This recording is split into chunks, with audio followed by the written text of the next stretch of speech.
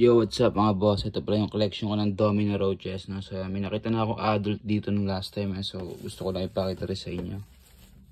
Kaya hinahanap ko siya kanina. Hindi ko kasi, ayun, nakita ko na pala.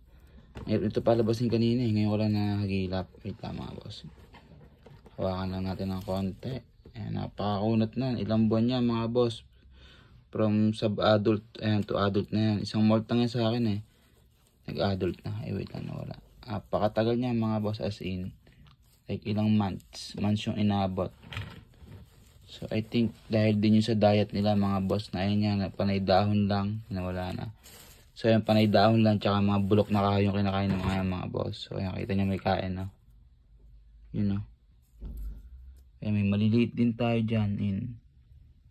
So galing to kay Sir JP, na regalo niya sa atin to mga boss. Yan, napaka solid. So kung bibilhin ko to, medyo expensive din to no. Medyo pricey kasi nga medyo mabagal ito magpalaki. So ayan, ito medyo malaki-laki na mga boss. Ayan, so sobrang bagal niya magparami kaya medyo mahal yan mga boss. Napakagandang ipis nito. Patay, baka meron pang adult na iba.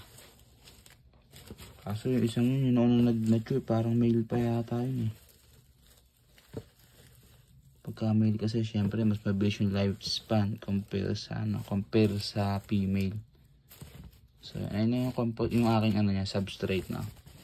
Bumili ako ng compost sa SM, sabi, hinaluan ko rin ng coco peat. Sabi, peat mo, sabi, mga dahon na tuyot at saka bulok na kahoy. So, ayan. Medyo tuyo siya ngayon eh. Kasi ang pag-spray ko niyan is alternate. Kunyari sa isang linggo, para siyang dried lahat. Tapos sa isang linggo, medyo moist siya. Ayan, ganun. So, ayan, maliliit oh. So, thriving naman sila mga boss, no? Pagka kasi, yan, laging basa, ang daming mites. So, kaya minsan tinutuyo ko din. Thriving naman sila. So, yun lang.